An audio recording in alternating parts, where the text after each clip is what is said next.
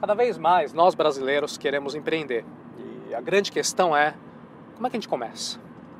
Meu nome é Seiichi Arata, da Arata Academy. Hoje nós vamos responder essa pergunta de como começar uma empresa do zero, sem capital, como que a gente vai criar uma estratégia, como é que a gente vai definir um ramo de atuação, como é que a gente escolhe um mercado-alvo, como conseguir os primeiros clientes sem um orçamento robusto de marketing, enfim. Todas as perguntas relacionadas ao começo de uma jornada empreendedora. Para isso, viajei até aqui na Espanha. Estou no táxi já de volta para o aeroporto. Nós estamos bebendo diretamente na fonte, conversando com o melhor empreendedor brasileiro do ano, Flávio Augusto. Você deve se recordar que a Arata Academy, a nossa comunidade da Arata Academy, fez uma votação no ano de 2012 e o Flávio Augusto foi escolhido o melhor empreendedor brasileiro e não é para menos. O Flávio é um cara super jovem, mas que você vai ver num histórico rápido. Olha o que ele realizou em pouquíssimo tempo. Primeira coisa, ele criou a melhor rede de escolas de idiomas do Brasil, a WhatsApp. A WhatsApp cresceu rápido e cresceu com qualidade, preenchendo uma demanda que até então não era bem abordada, era ignorada, que era o inglês para adultos e com resultado rápido, 18 meses. Um sistema tão bom que chamou a atenção do Grupo Abril Educação, dos maiores do mundo. Fechou com ele negócio 4 semanas atrás, 877 milhões de reais, um negócio bilionário praticamente, um negócio bilionário com B. O Flávio é um empreendedor que trabalha com números grandes, esse é o Flávio. Ele está colocando alguns milhões aí para patrocinar a Copa do Mundo no Brasil, a WhatsApp é patrocinadora oficial, está colocando alguns outros milhões, está comprando um time de futebol nos Estados Unidos, a gente vai explicar o porquê, você vai entender, é surpreendente, ele está aproveitando, construindo um estádio também. Apesar de toda essa opulência, ele começou de forma simples. Ele começou igual a todos nós, ele pegava trem lotado, ônibus lotado lá no Rio de Janeiro, começou do zero literalmente. Não é um cara engomadinho que nasceu em berço de ouro, está administrando o negócio do papai. Não, ele veio do zero, construiu tudo junto com a esposa, a Luciana, e ele vai contar tudo isso pra gente, uma riqueza, uma profundidade de detalhes que você nunca vai ver na televisão, nesses noticiários da TV, matéria de jornal, de revista, geralmente são matérias superficiais. Esse vídeo, ele é bem diferente. Isso aqui é uma baita de uma aula, você pode pegar um caderno, um cadernão, uma caneta, você vai ver e rever esse vídeo, sempre você vai captar algo útil e novo ao ver esse vídeo. Enfim, Flávio Augusto, melhor empreendedor brasileiro do ano de 2012, é um cara que tem muito resultado, isso faz toda a diferença, ele fez, sabe o que está falando, tá? Ele compartilha tudo isso com a gente, tanto no canal Geração de Valor, também no vídeo de hoje. Esse é um vídeo que tem 1h30 de duração, é um conteúdo super valioso, está aqui grátis para você aproveitar. Então, sem mais delongas, vamos ao vídeo.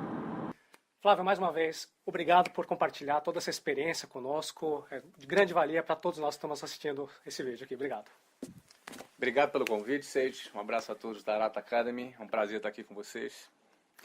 Temos uma série de perguntas que nossos amigos enviaram e nós agrupamos todas as relacionadas a como começar, como dar os passos iniciais.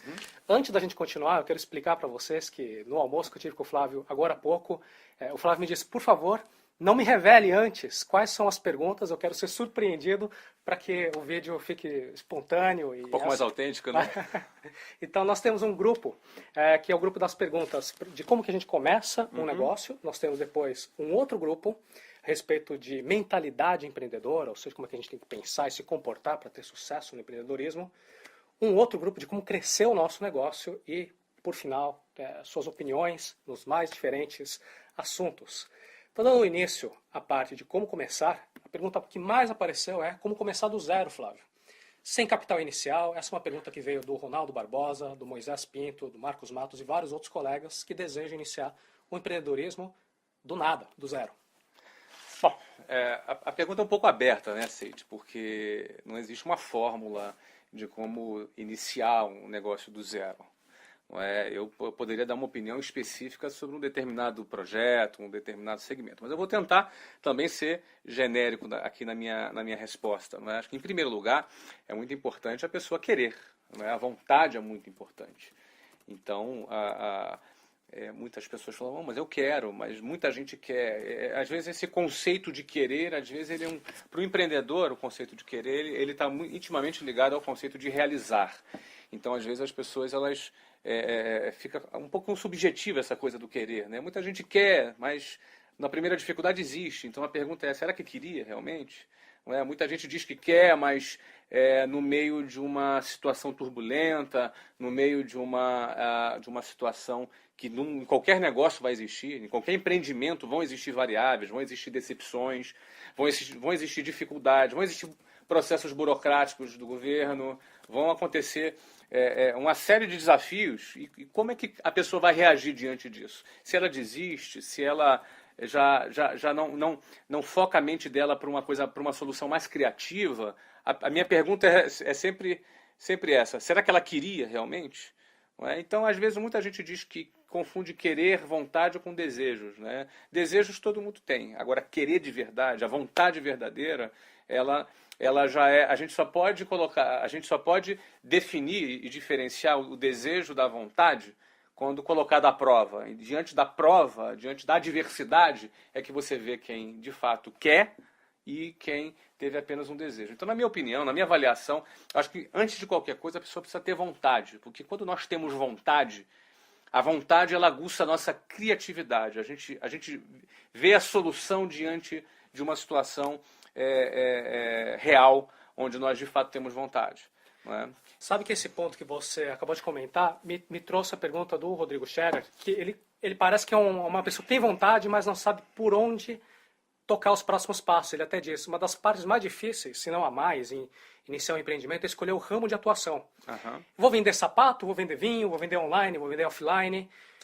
Como não tem uma fórmula, será que o Flávio pode ajudar a gente a aprimorar essa visão empreendedora? Então, no caso do Rodrigo, ele tem a vontade, mas não sabe o que fazer.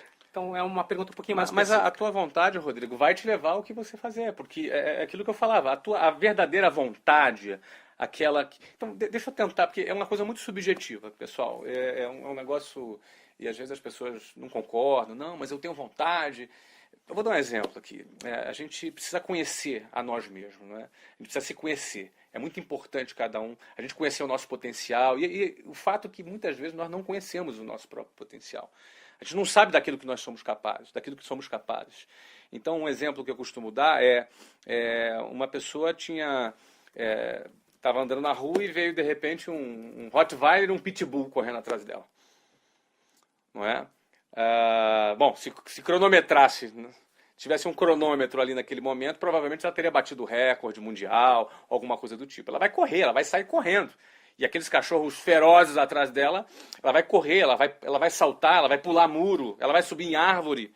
Eu não sei se alguém já correu de cachorro, mas numa situação extrema como essa, por exemplo, a gente se depara com um potencial que nós tínhamos dentro da gente, mas a gente não sabia.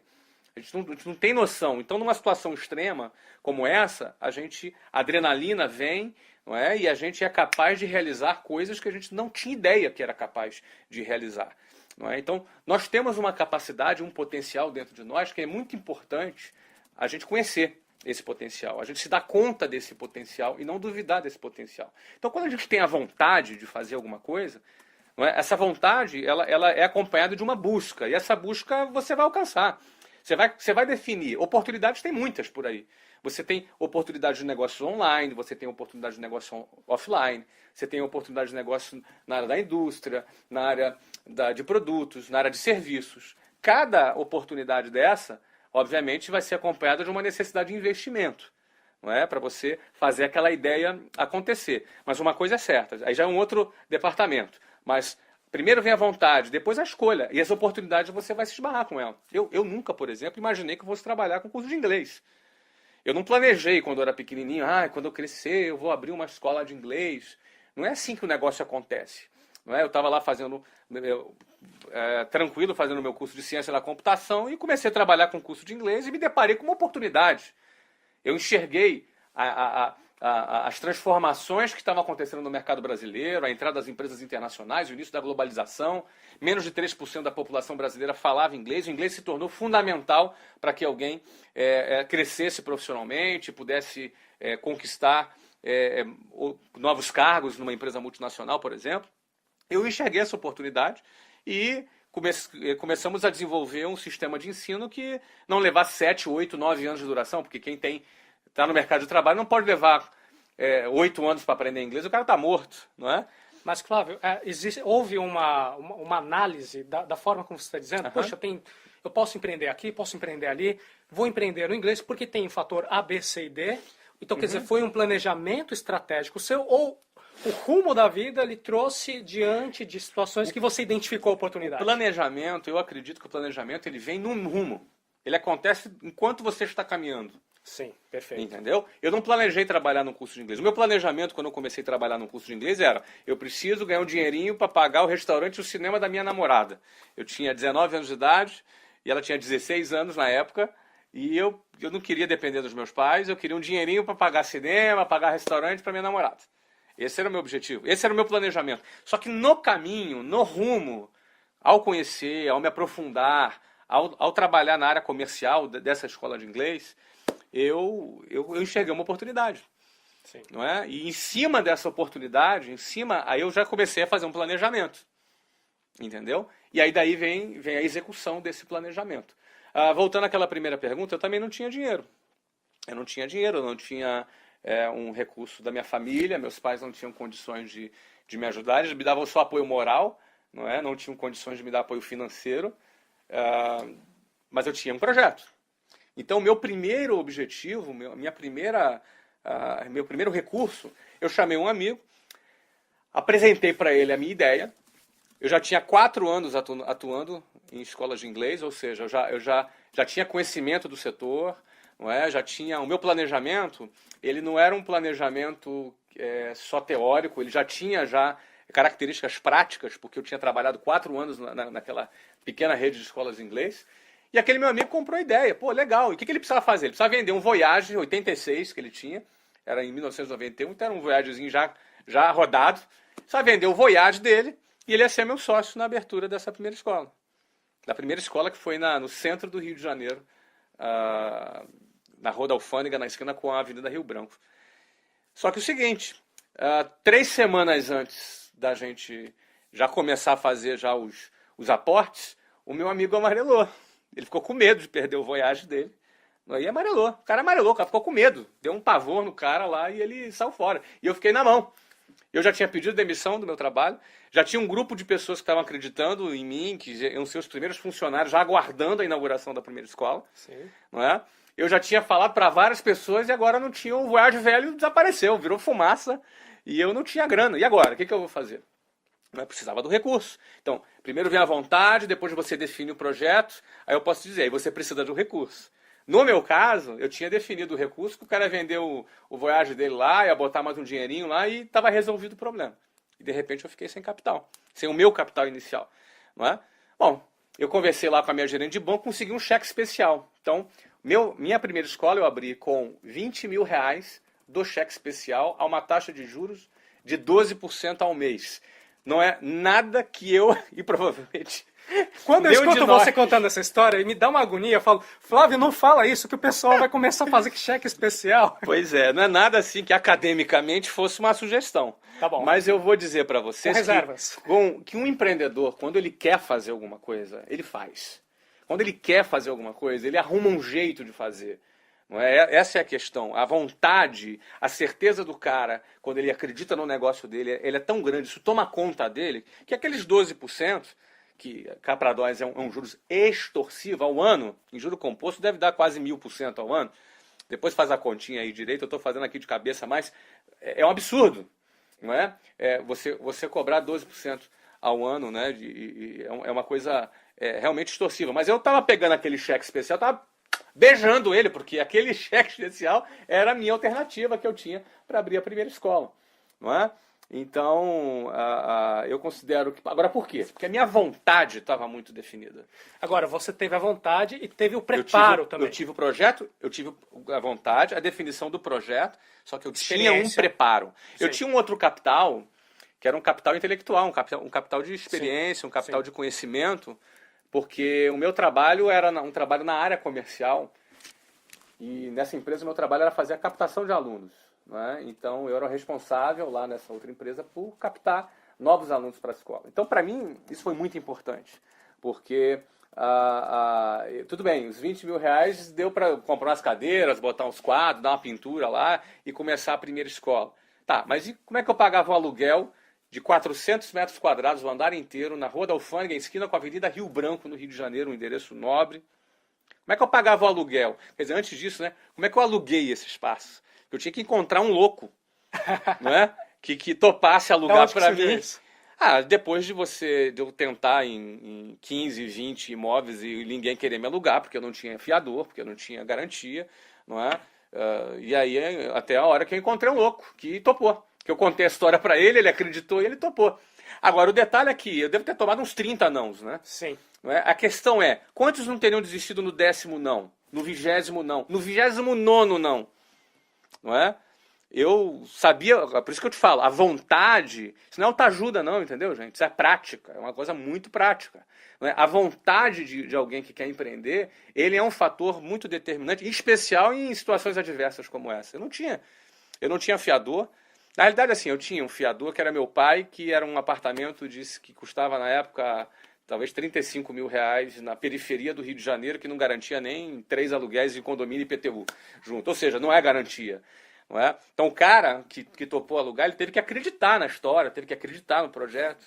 E eu tinha 23 anos de idade, né? Inclusive isso tem a ver com o poder da comunicação, que é um dos temas de perguntas que nós temos aqui. Você precisa ter o poder de comunicar o teu negócio, né? Eu tive que vender o negócio para um amigo do Voyage, mesmo ele desistindo, eu tive que vender a ideia para o cara do imóvel, para a equipe que estava trabalhando com a gente, porque aquelas pessoas estavam trabalhando no projeto, acreditando naquele projeto, que elas poderiam crescer dentro dele. Então, elas, no mínimo, teriam que acreditar que o projeto ia dar certo. Não é? Porque a natureza de um curso de idiomas, você precisa de vários funcionários, né? Então a gente talvez inaugurou com uns 12 ou 15 funcionários. E como é que fazia para pagar esses 12 a 15 funcionários no outro mês, pagar o aluguel? Tinha que vender, não é? Tinha que vender. Se não, das perguntas. Se não vendesse, não pagava, né? Como que você conseguiu os primeiros clientes? Essa pergunta do Hugo Fortes. E, inclusive, a gente tem alguns amigos que acompanham de perto o seu trabalho, que eles até me contam o seguinte. O Flávio, quando abriu a primeira escola de inglês, ele conseguiu 1 ano de escola aberta, em 1 ano, 1000 matrículas. Isso. Me corrija se estiver errado, Flávio. Tá por dentro. Essas matrículas foram todas realizadas usando uma técnica que até hoje você usa na WhatsApp, ou houve outros meios, né, na época, panfletagem, divulgação de escola, etc. Essa é a pergunta do Luiz Felipe de Assis. Legal, Luiz. Boa. Tá bem informado, Luiz. É isso aí mesmo, desse jeitinho que você falou.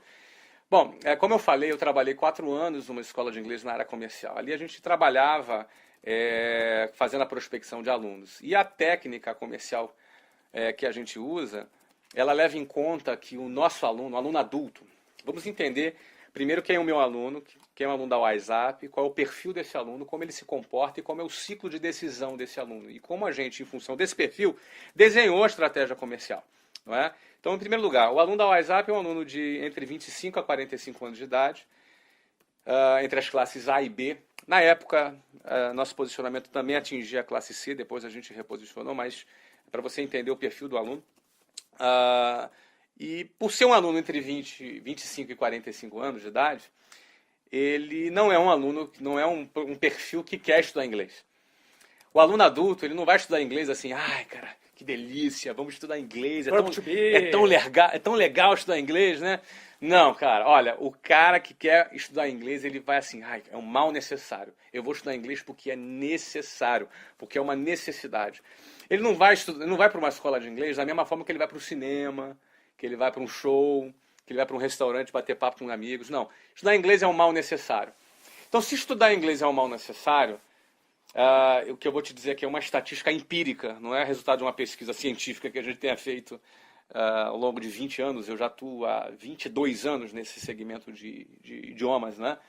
Mas eu vou dizer para você que é uma estatística que é resultado da nossa observação, não é? Para cada um aluno que espontaneamente se levanta de sua cadeira e vai até uma escola de inglês e chega lá e fala assim, olha, eu vim aqui fazer a minha matrícula.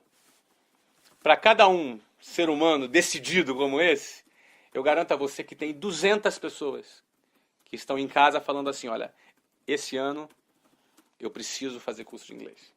Mas ele não toma iniciativa. Eu costumo até brincar que o Dia Internacional da Mentira não é o dia 1º de abril. É o 1º de janeiro. 1º de janeiro, exatamente. Porque é o dia que ele chega e fala assim, olha, esse ano eu vou parar de fumar, vou fazer academia, vou estudar inglês, não é? Esse é o Dia Internacional da Mentira que eu costumo brincar. Mas, para cada um aluno que vai até a escola e se matricula, eu digo empiricamente para você que tem 200 pessoas que falam a mesma coisa, mas não tomam a decisão e ficam protelando. Eles falam, olha, depois do carnaval eu vou me matricular. Aí passa o carnaval, ele gastou dinheiro pra caramba, e ele tá corrido, ele pensa, não, no segundo semestre. Chega agosto, o que ele fala? Ano que vem, sem falta, eu vou estudar inglês. Então, o setor de ensino de línguas no Brasil, ele tem, sei lá, 20, 30 marcas diferentes. Não é óbvio que a WhatsApp se tornou líder absoluta de ensino de inglês para adultos, mas ainda assim todas as marcas elas ensinam inglês para adultos. Então significa dizer que aquele um aluno que se levanta da cadeira e vai se matricular numa escola, ele é disputado pelas essas dezenas de marcas que existem no mercado. Nós, quando abrimos a escola, quando abrimos a WhatsApp, nós não trabalhamos esse um aluno, até porque a gente não tinha grana para fazer publicidade. Não tinha dinheiro. Tinha mal dinheiro para pagar as contas, então tinha 20 mil reais no cheque especial que a gente abriu a escola, depois tinha que vender para poder pagar as contas no outro mês. Como é que a gente ia fazer propaganda? Não tinha, e propaganda é muito caro, Sim. Não é? É investimento alto. Então, a nossa alternativa era a nossa estratégia comercial. E a nossa estratégia comercial, ela não atuava naquele um aluno que se levantava e ia se matricular. Ela sempre atuou nesses 200 alunos que estão falando, eu vou estudar inglês, mas ele não se levanta da cadeira e vai lá. Dentro desses 200, nós sempre atuamos sozinhos. Porque a nossa estratégia comercial ela é proativa. Ela não é uma estratégia como um vendedor de loja, por exemplo, que fica lá dentro da loja aguardando. E quando o seu cliente entra na loja, ele fala, pois não, que eu posso te ajudar? Não é? A estratégia ativa, ela não aguarda a vinda do cliente, ela vai até o cliente. Então, aproveitando e respondendo outras perguntas, como é que a gente conseguiu os primeiros clientes? Não é? Então, cada aluno que se matricula na escola, ele, em troca de um benefício, seja um desconto, seja algum benefício percebido, de valor percebido por aquele aluno, ele indica 20 amigos. E ele indica sem compromisso. Não é? Ele indica 20 amigos. E nosso departamento comercial, em primeiro lugar, nenhuma escola, as escolas não têm departamento comercial, não tinham naquela época departamento comercial.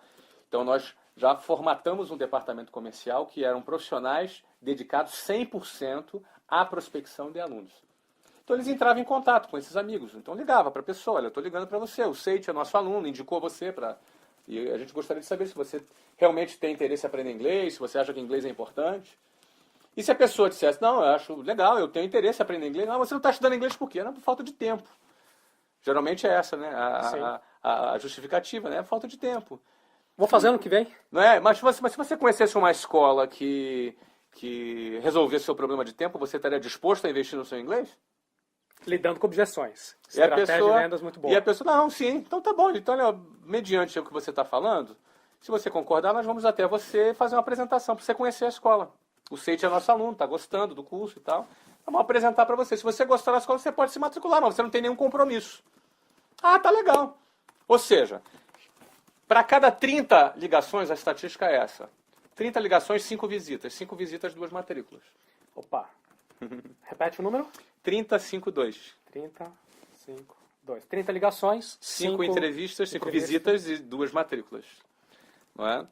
Ou seja, o trabalho do departamento comercial e para cada entrevista realizada, você pegava as 20 indicações da pessoa. Às vezes, mesmo quando o aluno não se matriculava, ele gostava, mas às vezes não tinha dinheiro, ou ia viajar, alguma coisa do tipo, indicava amigos. Sim. Não é? E através dessas indicações a gente foi trabalhando. Nós matriculamos os 1.000 primeiros alunos naquele ano, naquela primeira escola, sem gastar um centavo com publicidade. 7 meses depois, nós abrimos a segunda escola na Avenida Paulista, lá em São Paulo. E ali foi um desafio grande, porque a gente quis abrir na Avenida Paulista, na época, o metro quadrado mais caro do Brasil. Pegamos um andar lá também, encontramos um outro louco que nos alugou o andar, não é? E a gente assumiu na época o que seria hoje um aluguel, condomínio, IPTU, um ticket na ordem de uns 45 mil, 40 a 50 mil reais, talvez. Imagino muita gente, Flávio, imaginando justamente a questão da sua idade, muito jovem, indo atrás de todos esses potenciais proprietários que poderiam alugar para você, pensando, puxa, mas eu não posso fazer isso porque eu sou muito jovem, ninguém vai me levar a sério. Como é que você fez? Eu tinha 23 anos. Eu acho que quem é jovem... Eu vou dizer uma coisa para você. Eu tenho 41 anos de idade.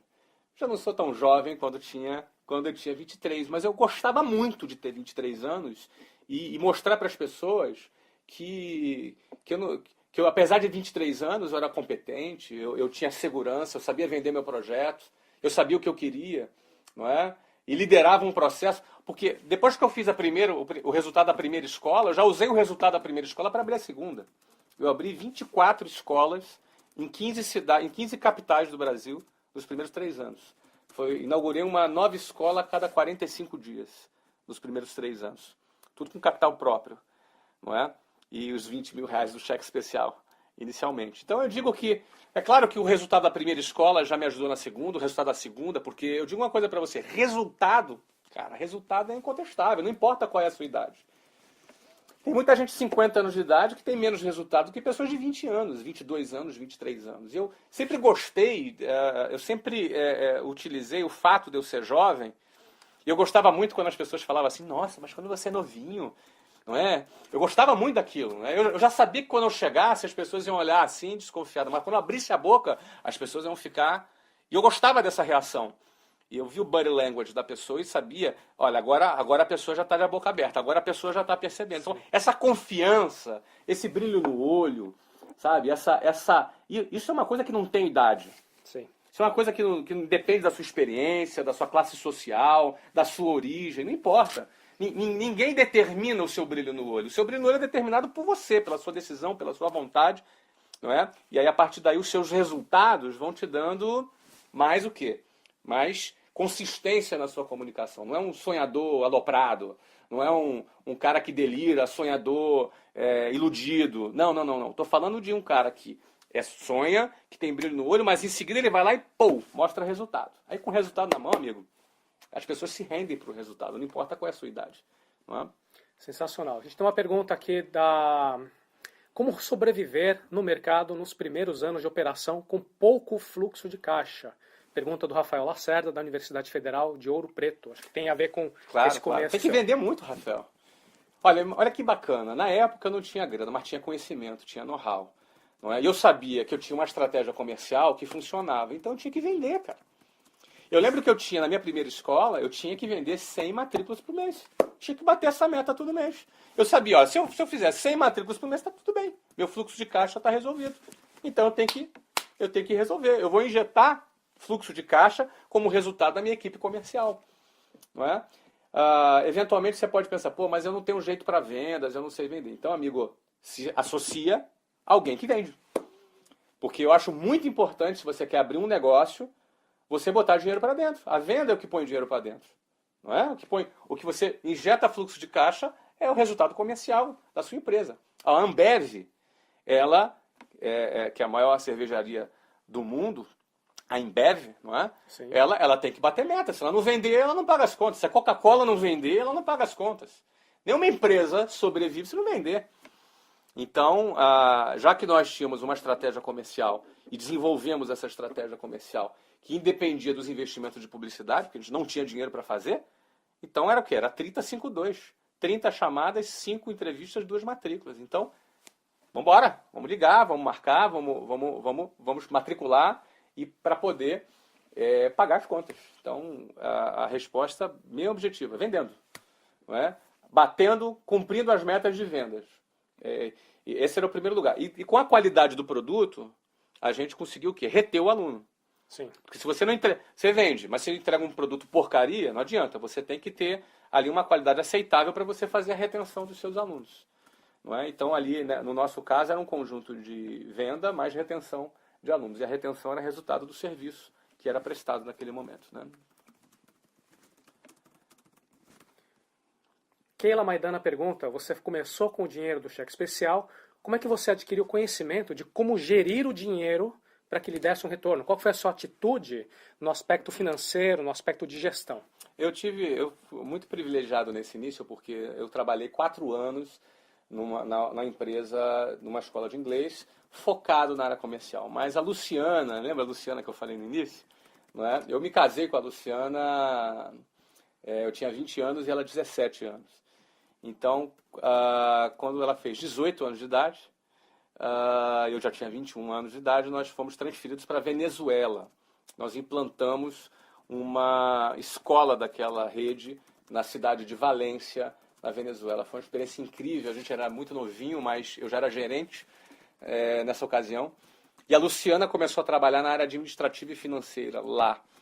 Então ali foi uma escola muito interessante, porque era uma unidade, uma filial no exterior, num outro país, com outra legislação, não é? Com características bem diferentes do Brasil. A gente começou do zero e a gente ficou um ano trabalhando ali. Assim que nós voltamos para o Brasil, em 1994, a Luciana assumiu, ela já estava com 19 anos, eu 22, ela assumiu a gerência administrativa e financeira de uma escola daquela empresa. E eu continuava focado na área comercial. Então eu tive assim, a possibilidade de contar com a Luciana na parte administrativa e financeira. Não é? Então eu pude ficar muito focado na área comercial, muito focado. Porque eu sabia assim, se tem as matrículas, está tudo bem.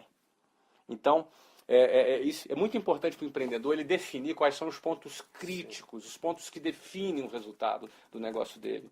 Porque uma forma de se manter preguiçoso no trabalho não é ficar sem fazer nada. Às vezes é fazer o que não era para fazer. Eu chamo isso de preguiça mantendo-se ocupado. Não é? Se eu tenho que fazer 100 matrículas no mês, e se eu faço qualquer outra coisa, vou fazer reunião com o professor, vou fazer reunião com a administração, vou fazer treinamento com a equipe de atendimento ao cliente, tudo isso é importante para outras pessoas fazerem. Porque se eu ficar ocupado em qualquer função que não seja garantir a entrada de 100 alunos por mês, é preguiça mantendo-se ocupado. Eu tive o privilégio de poder contar com a Luciana desde o início, e ela se virava nos 30, não é? Para conseguir todos os recursos necessários, e ela administrava aquele pouco, porque administrar com muito dinheiro é mole, não é? Ela administrava sem recurso, então a gente conseguia, não é? Conciliando o que entrava de recurso de venda, mais o fluxo de caixa, mais os alunos que já estavam estudando e pagando mensalidades, ela fazia toda essa administração administrativa e financeira. Isso facilitou muito para mim, porque eu pude ficar muito focado em duas coisas. Uma, em primeiro lugar, venda, área comercial, porque aquilo garantia a nossa sobrevivência naquele momento. E dois, na parte estratégica. Eu tinha a condição de, do ponto de vista estratégico, olhar para onde o negócio estava indo, já naqueles primeiros meses, não é? O que redundou até a gente abrir a segunda unidade e a segunda filial 8 meses depois em São Paulo. Pode falar um pouquinho de estratégia, Flávio? Que tipo de fatores são importantes para você definir uma boa estratégia? Ou até mesmo você acha que tem uma boa estratégia, na implementação vê que, opa, o mundo prático tem fatores diferentes do que eu imaginava. Como é que você reajusta a sua estratégia? Acho muito importante a estratégia para você definir para onde você está indo. Então, para mim, naquele momento, estava muito bem definido. O inglês se tornou um idioma fundamental no início da década de 90. Então o inglês não era mais como na década de 70, por exemplo, onde se aprendia francês na escola. Era algo desejável. Não, ali na década de 90, o inglês se tornou algo fundamental. As pessoas precisavam falar inglês para poder crescerem e terem acesso, depois vem a internet, acesso a conteúdos e por aí vai. Não é? Então, esse é o primeiro ponto que era parte da estratégia, o macro, né? O posicionamento do inglês no Brasil e no mundo. Segundo, o posicionamento do nosso produto. Nós criamos um produto fora da caixinha. As escolas de inglês trabalhavam ensinando inglês para crianças e adolescentes. A gente criou um curso para adultos. Porque o curso para adultos, dentro desse contexto, era um curso que precisava ter outras características. Eu não podia botar um adulto junto com uma criança em sala de aula. Então, eu tinha que tinha que formatar todo um modelo operacional para aquele público adulto, de maneira a atender às necessidades dele. Em primeiro lugar, um curso mais rápido. O adulto não quer ser professor de inglês. O cara é engenheiro, ele quer ser professor de inglês? Ele não quer. Se ele quiser ser professor de inglês, ele faria letras. Então, como ele é engenheiro, ele quer aprender inglês rápido. Agora, o que eu vou ensinar para esse cara? Eu vou ensinar para ele as regras gramaticais, a análise sintática, os sistemas de formações linguísticas, morfologia. Não sabe nem português, né? Na Não. língua pátria. Eu vou ensinar para ele o que é necessário para ele falar, ler, escrever e atingir o objetivo dele. Então, por isso que a WhatsApp criou um curso de 18 meses. Então, isso era parte da estratégia. Um produto que oferecesse ao público adulto uma solução mais rápida para ele. Não é? Então, uma vez definido isso, aí a gente foi para a parte operacional. Precisa ser um curso com flexibilidade de horários, precisa ser um curso que atendesse, que não misturasse, que não botasse criança junto com adultos, que tivesse uma turma homogênea. Não é? Então, tudo isso fez parte da estratégia. Uma vez que a gente definiu, e no meu caso, por exemplo, Seite, eu já trabalhava há 4 anos no setor, Sim. Então eu já tinha o termômetro, né? Então, assim, uma vez definido isso, a estratégia agora é trabalhar. É meter a mão na massa e fazer acontecer. Entendeu? Tem gente que às vezes gosta de ficar no ar-condicionado, né? Não, eu estou fazendo estratégia aqui. Você entendeu? É o cara preguiçoso tirando onda de intelectual, entendeu? Tem hora que tem que trabalhar, tem hora que é mão na massa. Está definida a estratégia? É mão na massa. Mão na massa era o quê? Vender. Foco era o quê? Captar alunos. Não é? E prestar um bom serviço. Então tinha que captar alunos e prestar um bom serviço. No processo de venda, como é que você escutava o seu cliente potencial, aquele que você telefonava? Ele fazia algumas perguntas, obviamente, por telefone, antes de ir até a escola. E na escola, provavelmente, ele perguntava, mas se eu faltar hoje, porque eu tenho uma reunião até tarde, eu posso ter uma aula de reposição? Como é que você escutava essas perguntas para remodelar o teu curso? É muito interessante quando a gente trabalha nessa área, eu já trabalhava há 4 anos, as perguntas são sempre as mesmas. Ah, sim. Você entendeu? Sim. As perguntas são sempre as mesmas, as dúvidas são sempre as mesmas, as objeções são sempre as mesmas. Se você está escutando. Claro, quando você começa a perceber que o cara, você já sabe onde é que ele vai falar, você já sabe qual é a solução que você vai dar. Só corrigindo, Seite, a entrevista não era na escola, era fora da escola.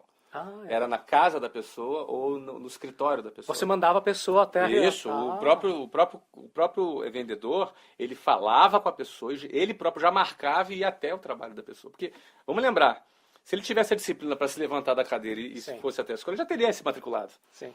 Então, a estratégia proativa, a gente ia até ao nosso cliente, entendeu? Então, esse é o ponto. Na hora de conversar, existia toda a técnica para apresentação e para tirar as dúvidas do aluno. E o resultado, geralmente, era o aluno ficar super empolgado. Puxa, porque, primeiro, o nosso modelo era completamente diferente e atendia a todas as necessidades dele. Segundo, ele começava a enxergar assim, cara, dessa vez eu vou aprender inglês.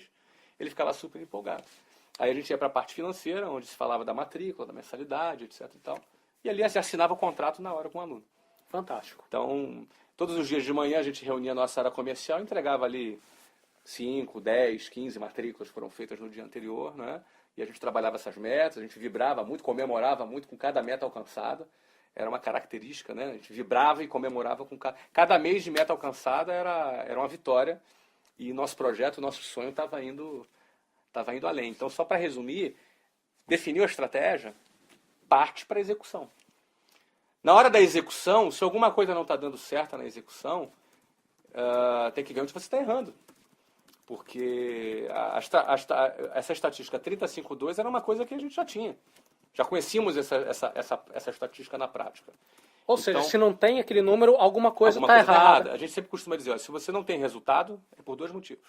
Ou você não está trabalhando, não está ligando para as 30 pessoas, certo? Aí logo não vai fazer 5 visitas e logo não vai fazer 2 matrículas. Ou você está trabalhando errado. Você não está trabalhando ou está trabalhando errado. Trabalhar errado é se você não está executando toda a técnica comercial devida, a apresentação. Se você, na hora de fazer a venda, você está muito mais preocupado em vender, olhando para o talão de cheque do cara, do que você está preocupado em dar a solução para a vida da pessoa. Porque, no fundo, a pessoa que vai aprender inglês, ela vai transformar a vida dela, ela vai ter acesso a mais cultura, vai ter acesso a mais oportunidades. Em determinadas áreas, quem fala inglês ganha 30% mais do que quem não fala, segundo pesquisas de mercado. Não é? Então, na realidade, a pessoa que faz a venda, ela precisa separar o desejo da venda, a ansiedade da venda, de um trabalho consultivo para poder ajudar aquela pessoa a atingir o objetivo dela. E o fator que faz essa mistura, que faz essas estações se confundirem, é o fator ansiedade. Então, para se ter um bom resultado em vendas, é muito importante você controlar a sua ansiedade. Mas não é só em vendas não, em tudo. Tudo na vida, não é? Tudo na vida. Você precisa saber controlar a sua ansiedade. A ansiedade, ela faz parte da nossa vida, mas você ter essa inteligência emocional, você ter esse controle das suas emoções, é que determina um jogador de futebol, na hora de bater um pênalti, a bola é pequenininha, o gol é enorme. Mas dependendo da ansiedade, o gol fica pequenininho e a bola fica gigante. Não é? Então, a emoção, o controle das nossas emoções é que vão definir a nossa performance. Isso em muitas áreas da vida, inclusive nessa área de vendas. Né? Tem umas 2 perguntas ainda para encerrar esse primeiro módulo. Como dar os primeiros passos, como começar. O Daniel Costa pergunta como escolher naquilo que a gente vai se dedicar quando tem várias opções interessantes. Imagina o Daniel igual uma criança na fábrica de chocolates pensando, pô, posso fazer isso, posso fazer aquilo, tem uma oportunidade aqui e ali. E ele fica um pouco paralisado. Isso é um efeito comum quando a gente tem muitas escolhas. Tem alguma dica boa para ele?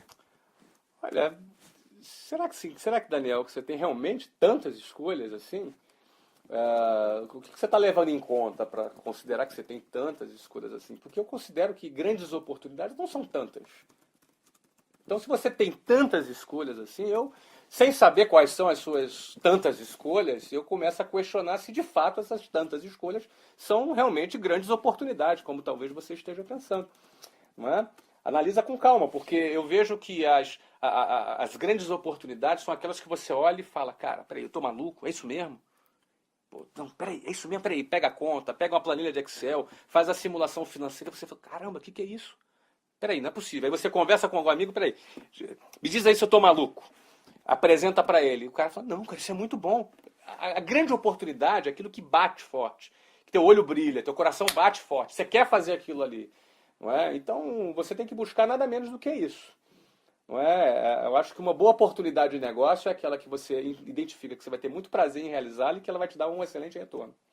Eu não sei nem se você quer comentar um pouquinho sobre as suas novas iniciativas na área de futebol. Não tem problema. Quando eu li na página do Flávio, todos nós que acompanhamos o trabalho aqui do Geração de Valor, a gente tem um carinho enorme, todo mundo torcendo para o Flávio ir cada vez mais longe. E quando eu vi a história, pô, Flávio investindo agora em time de futebol, estádio, eu pensei, você fica com um pouco de receio, tipo... Será que isso vai dar certo? Será que ele não está queimando dinheiro? E no almoço, em uma questão de 2 minutos, você me explicou, eu fiquei com o tal do queixo aberto. Falei, putz, não tem como dar errado. Isso aqui é a grande oportunidade. Para quem não sabe, eu comprei um clube de futebol nos Estados Unidos agora. Um investimento em torno de 60 a 80 milhões de dólares da minha parte, o governo da Flórida, a prefeitura de Orlando. O investimento total de em torno de 160 milhões de dólares, uma iniciativa público-privada, onde só o nosso investimento é de 60 a 80 milhões de dólares. Ainda tem alguns fatores, algumas negociações a serem feitas. Não é? E nós vamos levar esse clube, que se chama Orlando City, que inclusive você está convidado a curtir a página do Orlando City. Vou colocar o link aqui embaixo. Lá no Facebook. E não só isso, mas você vai ser muito mais que bem-vindo a ser um torcedor do Orlando City. Não tem problema, a gente não é ciumento, você pode continuar torcendo para o seu clube aqui no Brasil, mas seu segundo clube nos Estados Unidos, você está convidado. Nós vamos levar isso para a MLS. E aí, a primeira coisa que muita gente pergunta, a MLS é a Major League Soccer, é a principal liga de futebol nos Estados Unidos. Então, a primeira coisa que as pessoas perguntam, pô, cara, o cara vai investir em futebol nos Estados Unidos, está comprando um clube nos Estados Unidos. Por que não comprou no Brasil? Por que não no Brasil, né? Em primeiro lugar, no não Brasil... é patriota? Em primeiro lugar, no Brasil, o clube não é uma empresa, né? O clube é um clube, é uma agremiação. Você não compra um clube nos aqui no Brasil. Não é? O máximo que você faz é investir em troca de publicidade. Como, por exemplo, a minha empresa, a WhatsApp, investiu cerca de 30 milhões de dólares para ser patrocinadora da Copa do Mundo. Nós estamos ajudando a FIFA a realizar a Copa do Mundo no Brasil. Mas isso é em troca de publicidade. Não é? E quando eu falo de investimento num clube de futebol nos Estados Unidos, eu estou comprando um clube, eu sou dono do clube. É uma empresa. Não é? Eu sou acionista, sou dono e controlador desse clube. É um negócio. Negócio com fins lucrativos. Não é simplesmente uma troca de publicidade. E muita gente pergunta, mas nos Estados Unidos, futebol nos Estados Unidos, né? Isso ilustra muito bem aquilo que eu estava falando sobre grandes oportunidades. Meu filho de 13 anos joga futebol. Nos últimos 3 anos eu fui motorista dele aos fins de semana, levando o Breno em várias cidades da Flórida para participar de torneios, jogos de futebol. e fiquei lá em contato com o Youth Soccer, que é o esporte para a divisão de base nos Estados Unidos. Fiquei impressionado com a quantidade de jovens envolvidos e os pais completamente envolvidos. Fui fazer uma pesquisa daquilo.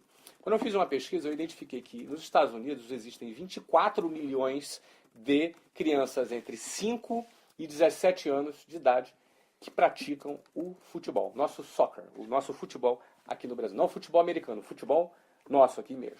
Não é? O que já faz com que o futebol nos Estados Unidos já seja hoje, no ano de 2013, o esporte mais praticado dos Estados Unidos. Eu tenho certeza que você não sabia disso, né? Que o esporte mais praticado nos Estados Unidos é o futebol. Eu não sabia. Fiquei chocado, fiquei impressionado com essa observação. Seguindo na pesquisa, nós observamos que a média de público nos estádios por jogo em cada partida da MLS, ou seja, da liga da MLS, que é a principal liga, a primeira divisão dos Estados Unidos, já é 50% maior do que a média de público da Série A do Brasileirão, ou seja, a primeira divisão do Campeonato Brasileiro.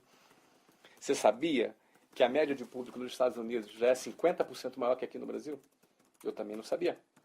Não é? Diante dessas informações, prosseguindo na pesquisa, eu vi que a MLS é a 7ª maior liga em termos de público no mundo. Ou seja, atrás apenas da Espanha, Itália, Alemanha, França, México e Argentina. Em 7º vem a MLS. E em crescimento. A previsão é que nos próximos 10 anos ela seja a maior liga em termos de audiência do mundo. Tenho certeza que você também não sabia dessas informações. Só que quando eu me deparo com essas informações, morando nos Estados Unidos e sendo eu uma pessoa empreendedora, eu falei, cara, isso aqui é uma grande oportunidade. Vou trazer um time para a MLS aqui no sudeste dos Estados Unidos. Eu morava em Orlando, não tinha time em Orlando, não tinha time em Miami, Atlanta, Minneapolis, Tampa, não tinha nenhum time. Vou trazer para cá.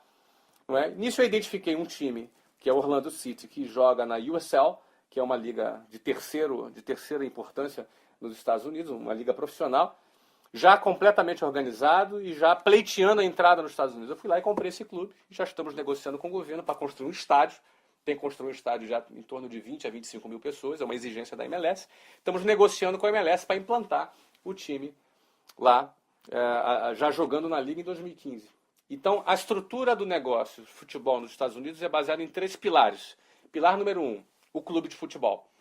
Faturamento, publicidade, venda de jogadores, licenciamento de produtos, tudo que envolve o negócio futebol como num clube tradicional em qualquer país do mundo. Esse é o primeiro pilar desse projeto. O segundo pilar é a arena.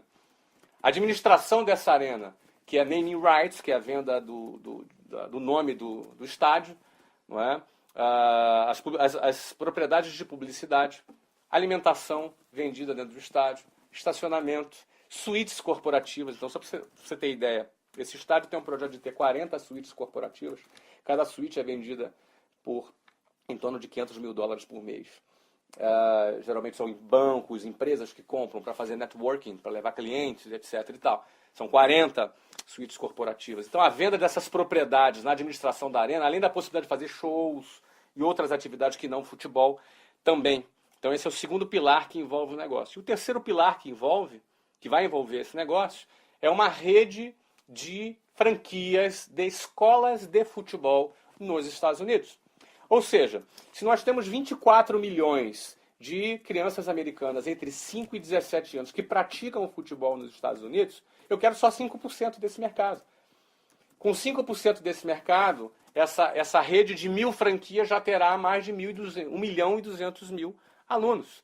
O que já vai tornar, e desse negócio eu entendo bem, porque a WhatsApp é uma rede de franquias, já com o modelo de negócio que nós desenvolvemos, que foi recentemente vendido agora para Abril Educação, o qual eu me tornei acionista na Abril Educação, é um negócio que eu entendo muito bem. Então, é só você tirar o inglês e você pega o futebol e você coloca o futebol. Ou seja, é o mesmo negócio nos Estados Unidos, não é? Sem nenhuma concorrência numa rede de escolas de futebol nos Estados Unidos. Não é? Bom, o negócio arena já é maior que o negócio clube, só que o negócio rede de franquias de escolas de futebol é maior que a arena e o clube juntos. Os três juntos formam um modelo de negócio desse investimento que eu estou fazendo no futebol. Eu contei essa história aqui a pedido do Sage, mas voltando àquela pergunta, é assim que funciona. Aí você faz a conta, eu tenho lá o meu modelo, o meu planejamento, os números são... Não acredito nesse número. Não é possível, eu estou maluco. Vem cá, eu chamo 1 ou 2 amigos, deixa eu apresentar isso para você aqui. Eu devo estar louco. E aí? Aí o resultado é que o cara fica louco também. Deixa eu ser sócio. Deixa eu ser sócio, o cara fica louco. Então, assim, o bom negócio, a boa oportunidade é aquela que você olha para ela e fala assim, cara, não, eu estou maluco. Não é possível. Porque assim, você enxergou alguma coisa. Você enxergou alguma coisa que a maioria não enxergou. E quando você enxerga essa coisa, que é o primeiro pilar do empreendedorismo, que eu costumo dizer que é a visão. Quando você enxergou essa coisa, o próximo passo que você vai ter que ter é ter a coragem. Porque você tem que ter a visão e a coragem. Se você tiver a visão e não tiver a coragem, você fica chupando o dedão, cara. Você vai olhar para aquilo e um dia você vai ter... Alguém vai fazer... Aí você fala, eu tive a ideia primeiro. Eu tive a ideia primeiro, né, cara? Mas isso aí não adianta. Vítima, já aconteceu isso comigo. Isso é ruim, né, Feite? Então, você tem que ter a visão. Mas aí depois você tem que ter a coragem. Porque beleza, isso é tudo muito bonito, mas vai me custar botar a mão no bolso e pegar 80 milhões de dólares. Né? Hoje eu não vou precisar de botar 80 milhões de dólares no meu cheque especial. Ainda bem. Mas requer uma coragem de fazer esse investimento. Só que o terceiro passo é ter a competência. Então é visão, coragem e competência. Você precisa ter a visão para você enxergar, depois a coragem para você avançar naquela visão que você teve e a competência de fazer acontecer. Fazer bem feito. E fazer bem feito. Aí isso envolve o produto, envolve toda a estratégia e, amiguinho, a venda, né? Tem que vender. Produto que não vende fica encalhado na prateleira. Então se você não vende, amigo, teu sócio precisa vender. Se você, teu sócio, não vende, estou preocupado com você. Tem que vender. Alguém tem que vender. Se não vende, é hobby ou é caridade? É caridade ou é hobby. Também, desculpa. Ainda assim, rapaz, vai ser uma caridade medíocre se não vender também. Exatamente. Porque ninguém quer, porque se não tá vendendo... Vai ser uma coisa sem expressão, entendeu? Sim. Até para fazer caridade, você tem que vender a tua ideia. Para você agregar outras pessoas na sua caridade. Não é? Exatamente. Bom, é isso. Bom, obrigado pela paciência, porque, olha, eu estou aqui com um tempo aqui para terminar aqui esse bloco. Estou procurando passar o máximo possível de conteúdo. Aí. Leandro Matera pergunta, quais conselhos você dá para algum empreendedor que trabalha com inovação e criação de novos nichos? Ou seja, alguém que quer fazer algo além do óbvio, identificou algo um pouco diferente. O que você pode, pela tua experiência, recomendar, Flávio? Olha, eu acho que está muito ligado a tudo isso que eu falei, porque eu sempre busquei trabalhar com inovação. Não é? Quando eu trabalhei com curso de inglês, eu não inovei um negócio com curso de inglês, já existia, mas a forma, o posicionamento, a forma de vender um material didático, a forma de vender a matrícula, tudo isso foi uma inovação no modelo de negócios e inovação também no produto. Então eu gosto muito da inovação porque ela te permite ter valor agregado no seu produto. Não é? Então, o meu conselho é que você nunca se conforme com o óbvio. Não é? Nunca, a palavra se conformar significa ganhar a forma. Não é? Conformar, você ganhar a forma do óbvio. Não é? Então, quando você não ganha a forma do óbvio, você vai a todo momento buscar uma nova saída, uma nova alternativa. E quando você encontra, você tem um grande valor agregado nas suas mãos. O próprio negócio do futebol é uma forma de inovar, porque tem uma rede de franquias desta forma, como a gente vai gerir, grandes marcas do futebol hoje não conseguiram. Você tem aí grandes marcas que têm escolinhas, fazem franquia, mas não conseguem emplacar, porque não sabem tocar. Então, eu acho que inovação é uma excelente estratégia para você gerar valor e agregar valor no que você quer vender, seja produto ou serviço. Flávio, enquanto a gente conversava, além de anotar ideias importantes que você está transmitindo para nós, eu tentei capturar, fazer uma fórmula de tudo que você está contando. Eu quero dar alguns pontos de destaque, você me corrige naquilo que eu coloquei de errado e o que ficou faltando. Acho que dessa conversa toda, primeiro passo, nada disso aconteceria se você não tivesse aqueles 4 anos de experiência, porque isso que te deu a bagagem necessária para implementar com competência. Então, essa experiência, o conhecimento é muito valioso. Eu poderia acrescentar aqui, Sete, desculpa te interromper. Claro. Então, eu sempre costumo dizer, quem quer empreender alguma coisa, procure trabalhar antes de empreender naquilo. Não é? Procure ter uma experiência de graça. De graça, cara. Tu vai aprender de graça. Não importa qual é o salário, vai pagar bem, pagar mal. Não interessa. Investe. Você quer trabalhar, fazer algum projeto de logística, cara, vai trabalhar em alguma empresa que seja forte em logística, sei lá, vai trabalhar no Correios, vai trabalhar em algum lugar para você captar, para você aprender o que aquela empresa tem para fazer. Porque esse conhecimento é também uma forma de capital, né? Um capital intelectual. Às vezes um salário paga R$1.000 e você pode falar, não, tem outro negócio que paga 1.500, eu vou para o outro que paga 500 a mais. Só que você não está. Mas qual é o conhecimento que você vai agregar ali? Que tem um valor enorme.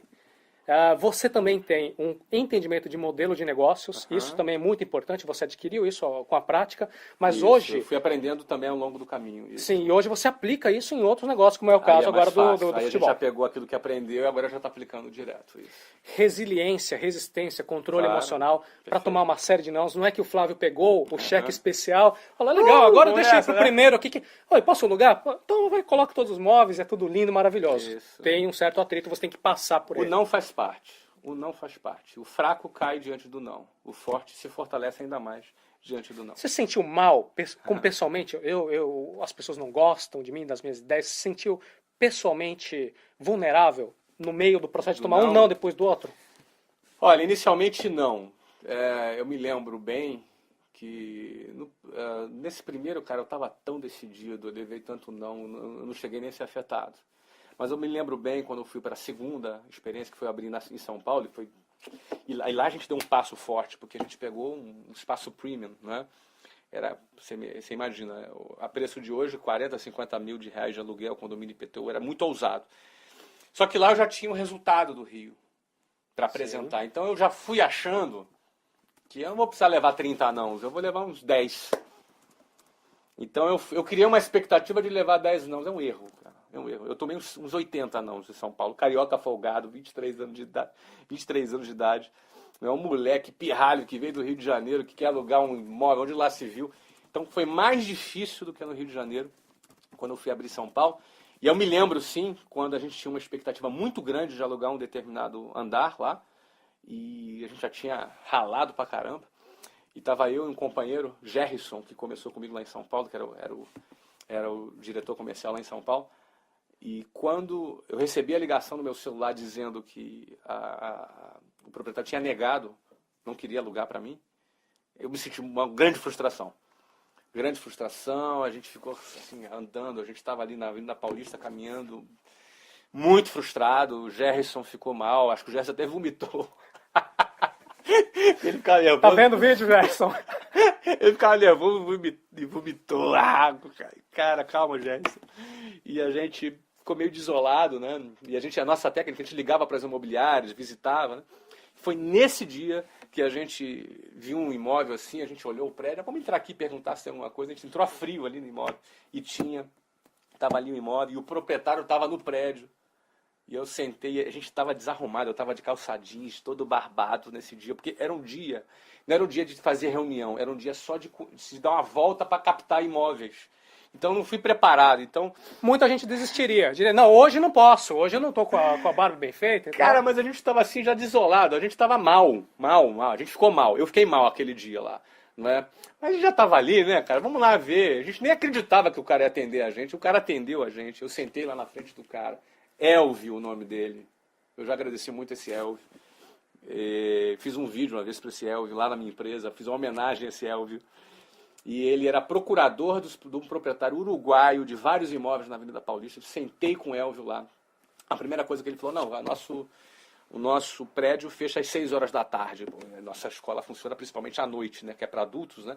E aí, não, mas aí revertemos. Aí, não funciona sábado, revertemos. Mas como é que é o projeto? E vendemos o projeto, vendemos. Bom, cara, nós saímos daquela reunião com o Elvio dando a chave do negócio pra gente. Na primeira? O contrato não tinha sido nem assinado ainda. Ó, vou mandar o contrato para você, mas pra vocês adiantarem, já toma a chave aqui. Um negócio assim, excepcional, um negócio fantástico. A gente saiu de lá vibrando muito, com a chave na mão, era inacreditável, de uma grande frustração a uma grande alegria, entendeu? Então, assim, teve vontade de desistir? Já tivemos ali vontade de jogar tudo para cima, mas quando a gente acredita no projeto, a gente não desiste, a gente avança, e essas experiências, essas vitórias, elas fortalecem a gente para a próxima decepção, para a próxima situação. Então, isso é muito legal lembrar disso, né? Agora. Tem uma coisa que é impressionante, Flávio, a sua capacidade de comunicação, você transmite conceitos com clareza, igual você explicou tantos conceitos aqui pra gente na câmera. Imagino que a mesma coisa, quando você vai desde aquela época, dessa reunião, ou até mesmo a primeira escola lá no Rio de Janeiro, para você ter uma imagem na sua cabeça de quais são as vantagens, quais diferenciais você oferece e entregar isso para a pessoa e ela se sentir entusiasmada e acreditar na sua visão. Aham. Tem como explicar de onde que surge isso? Eu acho que vem de dentro, né? Acho que assim, eu gosto disso, eu continuo me movendo por isso, né? Eu, assim, eu fiz um grande negócio agora com a Abril, foi um negócio que eu fiquei muito feliz, muito satisfeito, um negócio ficou público aí, não é? Em toda a mídia, um negócio de quase R$ 1 bilhão. Mas eu confesso a você que, claro que eu fiquei feliz, mas eu me lembro muito das minhas primeiras conquistas. Essas ainda me mexem muito mais comigo. Sim. Eu ainda lembro muito quando eu pegava um trem cheio, ia trabalhar para chegar às 8 horas da manhã, eu tinha que sair de casa às 6 horas da manhã. Então eu saía de casa às 6 horas da manhã, entrava num ônibus cheio ou num trem cheio, lotado, chegava todo amassado, chegava para trabalhar já cansado de viajar 2 horas em pé na Avenida Brasil. Quem é do Rio de Janeiro sabe o que eu estou falando. Morava lá na zona oeste do Rio de Janeiro, não é? Nos grandes centros, né? Quem mora na periferia sabe do que eu estou falando também. E já chegava lá para trabalhar, encontrava um coleguinha meu que veio da Zona Sul, que pegou o metrozinho, que estava perfumadinho, bonitinho lá. Eu competia direto com esse cara. Eu estava competindo por um espaço no mercado junto com esse cara. Quando eu lembro disso, isso me emociona até hoje. Porque eu tenho certeza que esse é o DNA que pode tocar você aí do outro lado. É isso que pode fazer você desistir do seu sonho e ser mais um na multidão, ou você superar tudo isso para você chegar mais longe. Como eu sei que esse é o ponto que define, eu procurei nesse tempo nunca me afastar dessa essência, entendeu? Que eu acho que essa é a essência que define alguém superar, sair do zero para chegar em algum lugar. Essa é a essência. Então, eu sempre, assim, porque o sucesso ele embriaga, né? O sucesso ele faz a pessoa às vezes achar que ela é grande coisa, entendeu? E ninguém é melhor do que ninguém porque ganhou mais dinheiro ou menos dinheiro. Ninguém é melhor do que ninguém porque é mais famoso ou menos famoso. A realidade é essa. O meu valor hoje é o mesmo do que quando eu estava dentro de um trem na periferia amassado comendo balas quen-quen e biscoito Globo, que é do Rio de Janeiro, sabe o que eu estou falando, né? Picolé dragão chinês, não é? Então o meu valor hoje é o mesmo. A diferença é que talvez as pessoas me veem hoje diferente do que de antes, mas isso é problema delas. Porque seja eu aqui onde eu estou hoje, ou onde eu estava antes, ou onde você está agora, se você tem certeza do seu valor, isso basta. Isso basta. Não interessa se alguém duvida, se alguém não acredita, basta é você acreditar. Porque na hora que você acredita, você tem vontade, você tem criatividade, você vai ser resiliente, você vai fazer acontecer, você não vai se abater com as dificuldades, você vai enxergar uma boa oportunidade e vai falar, cara, tô maluco? É isso que eu quero. E você vai falar com outras pessoas e você vai deixar todo mundo maluco do seu lado. Aí alguém fala assim, pô, mas se não tiver dinheiro não adianta, amigão. Deixa os caras malucos do seu lado que vai aparecer dinheiro assim, ó. Nem que seja do Voyage, entendeu? Acabou. Porque hoje em dia as pessoas, nem que o seu vizinho, teu primo, teu pai, tua mãe, seja quem for, junta, faz uma vaquinha para investir em você. Então, isso é brilhante, eu vou te interromper, porque quando as pessoas têm essa visão, isso aqui é maluco, alguém vai roubar de mim, então eu vou ficar quieto. E aí Não, a coisa... Cara, não rouba. O cara pode roubar a tua ideia, mas não rouba o teu entusiasmo. Não rouba o teu brilho. Não rouba. Olha, eu tô falando negócio do futebol agora e não tá feito ainda. Eu comprei um clube lá, mas não construí o estádio ainda. Alguém lá pode fazer. Vai fazer então, pô. Por que ninguém copiou a WhatsApp até hoje? Tem um monte de gente que tenta. Tá cheio de curso aí que é de 18 meses. Engraçado que não é nem 19 e nem 17. Mas ninguém tem o resultado da WhatsApp. Porque o DNA do negócio, a cultura, é esse que define. Então, não esquenta a tua cabeça, não. Abre o bocão, fala, vende tua ideia. Se levou 80 não, tá no caminho certo. Tá mais perto do sim. Ou seja, utilize a boa comunicação como o Flávio faz, você vai conseguir aliados que vão te sustentar, vão te elevar ainda mais. Flávio, outra coisa que eu anotei desde a hora que a gente estava conversando lá no restaurante, aqui também, entender o macro. Você faz o seu dever de casa, você faz a sua pesquisa, você analisou, por exemplo, o setor mercado, setor. Então, isso é fundamental. É de cima para baixo. Sempre de cima para... Nunca de baixo para cima. É sempre do maior para o menor. Ou seja, você não vai nunca navegar contra a correnteza. Se você vê que não tem oportunidade de mercado, você não quer nem saber como que operacionalizar os mínimos detalhes. É que talvez não valha a pena. Não é? É muito melhor você surfar uma onda do que você querer criar um mar. É muito melhor você criar uma prancha para surfar a onda do que você criar um mar. Então, enxergar o macro é muito importante. Fantástico. Entender o cliente também, você conhece muito bem o perfil dos alunos da WhatsApp, isso Perfeito. Também faz parte do teu processo, você que quer começar. Como é que é a curva de decisão desse cliente? É muito importante. Curva de decisão, termo Isso. essencial. Você entender o que faz ele tomar a decisão, como é que é essa curva de decisão, como é que ele constrói na cabeça dele essa curva de decisão. Isso é fundamental para a tua estratégia de venda. Como é que faz isso? Como é que se aprende isso? Observando, não é uma coisa... observando. No caso por exemplo, vamos pegar do futebol que é novo. O do inglês a gente já fez, é um negócio que começou e foi vendido já. Vamos falar do novo. Nos Estados Unidos, eu fiquei intrigado porque que tinha tanta criança jogando futebol, tantos pais envolvidos, né? Eram, assim, para cada time com 15 crianças, tinha 25 pais. Eu fiquei muito intrigado com aquela situação. E fui pesquisar. Engraçado que eu tive respostas para dúvidas que eu tinha antes. Por exemplo, você nunca se perguntou por que os Estados Unidos ganham tantas medalhas nas Olimpíadas? Eu sempre achei, ou de repente o inconsciente coletivo pensa que é porque o governo investe no esporte. Não, que governo investe no esporte? O governo não faz nada nisso lá no esporte. Quem investe são os pais. Os pais investem no esporte. Eu nos Estados Unidos, em 3 anos, eu devo ter ido no barato, cara, sei lá, talvez em, 150 partidas de futebol do meu filho. Estou chutando, pode ser um pouquinho para cima ou um pouquinho para baixo. E eu não me lembro de ter assistido nem 5 no Brasil. Acho que você entra naquele ambiente e você entra no meio da cultura também. O engajamento dos pais com os filhos é muito grande. Quem já viu os filmes americanos, né, os pais torcendo. Torcendo, né? É bem aquilo mesmo. Eu comecei a pesquisar por que aquilo. Primeiro eu observei aquilo. Observei a diferença no meu comportamento e comecei a observar por que aquilo. Na cultura americana, os pais, eles geralmente não têm babás, não têm empregadas, eles fazem tudo. Eles são devotos à criação dos seus filhos, até os 17 anos. Com 17 anos, amigo, tchau. Todo mundo sai de casa. Quem não sai de casa com 17 anos nos Estados Unidos é fracassado. É o loser. A sociedade americana considera dessa forma. Então a criança com 17 anos vai para a faculdade. Quanto mais longe de casa é a faculdade, mais bem sucedido ele é considerado pela sociedade americana. Quanto mais perto de casa é a faculdade, mais próximo do loser ele é. Não é?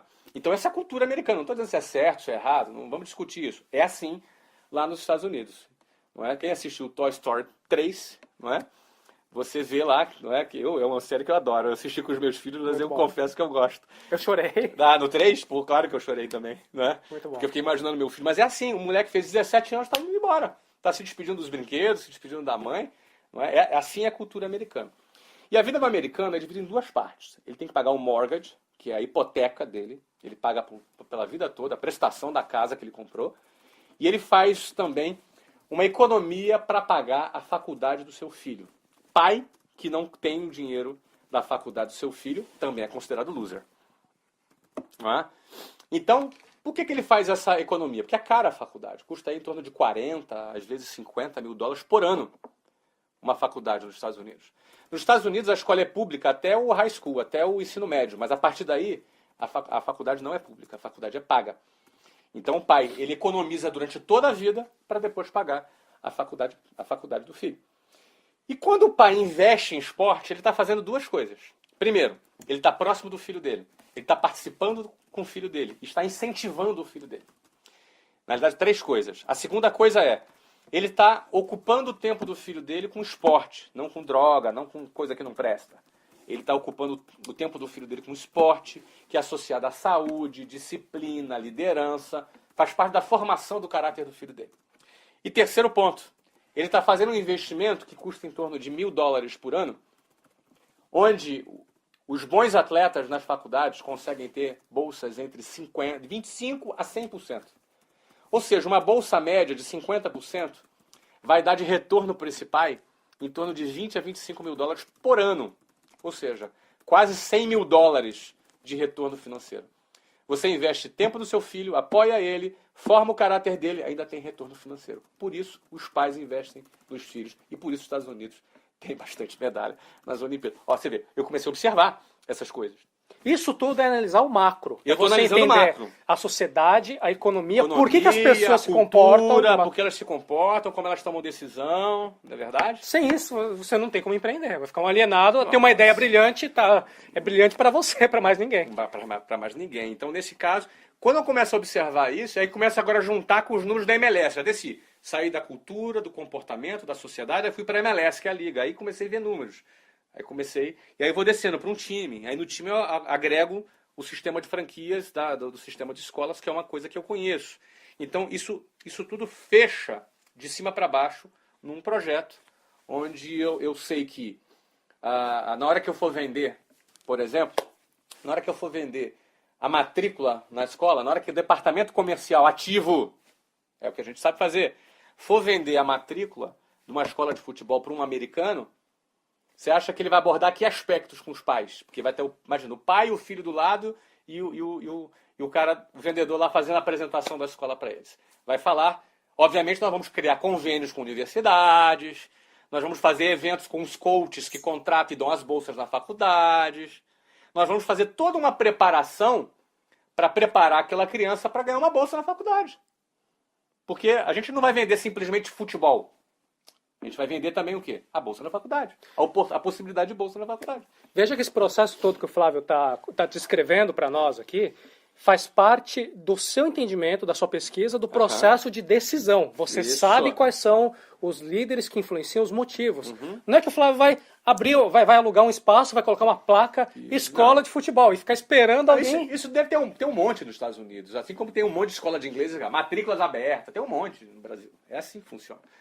Não é? Então, certamente, esse processo vai nortear toda a campanha publicitária, todo o aspiracional intangível que forma a decisão do cliente final, que é o pai, no final do dia, é o pai e a criança, de estudar naquela escola de futebol. Que vai dar a ele uma boa formação técnica, uma boa formação moral e uma oportunidade de ingressar, quem sabe, nas melhores universidades com bolsa e, de quebra ainda, a chance de ser um profissional do futebol jogando na MLS. Não é? Se fosse no Brasil, por exemplo, essa estrutura de argumentação não servia. A cultura é outra, o povo é outro. Tem que entender o cliente. Tem que entender o cliente. Provavelmente, a chance de ser um jogador profissional atrai muito mais do que uma bolsa na faculdade. Mulherada.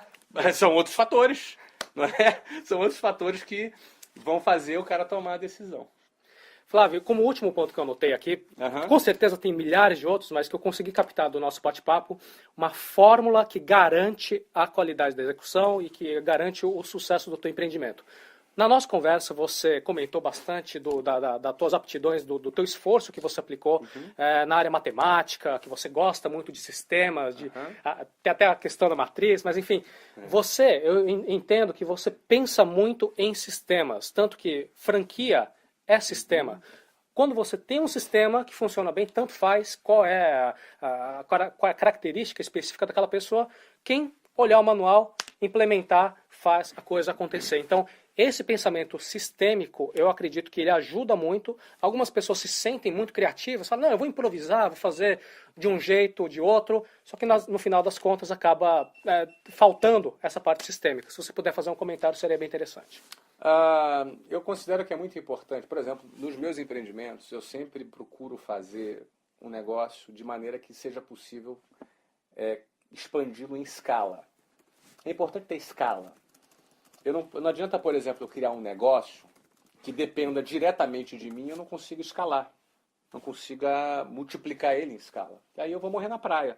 Ou vou ficar com um negocinho ali o resto da vida trabalhando e no dia que eu parar, o negócio morre. Não é? Então, eu procuro sempre investir em negócios que produzem escala, que eu possa ter hoje uma escola, eu possa ter 1.000 escolas, que eu possa ter 10.000 escolas, que eu possa atender milhares, centenas de milhares ou até milhões de clientes. Eu acho que é muito importante, na hora que se desenha um projeto, e você criar um sistema que ele possa ser replicado. E todo sistema pode ser replicado. Todo sistema pode ser replicado. Uns são mais fáceis de serem replicados e outros mais difíceis. Mas todo sistema pode ser replicado. Então, o negócio que eu me envolvo é negócio que eu enxergue que eu possa começar pequeno, mas eu não tenho limite para crescer. Então, esse é o foco que eu tenho. Né? Eu não abro mão de ter um negócio que que ele possa ter escala. E, novamente, isso deve amarrar com a questão do Daniel. Ele tem muitas opções, mas será mesmo? Será que todas as grandes opções do Daniel têm, por exemplo, esse fator da escala? Esse é um fator a ser analisado. Muito interessante, não é? Eu lembro que eu conversava com um grande advogado em São Paulo, grande, no escritório de advocacia, top. Então, você tem uma ideia, é um advogado que ganha R$ 1.500 por hora trabalhada. Então, e ele falava, Flávio, eu ganho bem, mas eu não, se eu parar aqui, o negócio acaba. Eu não posso pegar e vender meu escritório de advocacia, porque o negócio sou eu, não é? O negócio sou eu. Então, muitas pessoas têm essa dificuldade, como, por exemplo, um médico. Um médico poderia ter essa mesma dificuldade. Pô, não, eu sou um bom médico, eu sou um excelente médico, mas se eu parar de trabalhar, a minha clínica acaba, porque o negócio sou eu. Só que um dia, alguém teve uma ideia e criou um plano de saúde. O plano de saúde é um negócio onde você vende a medicina em escala sem limites.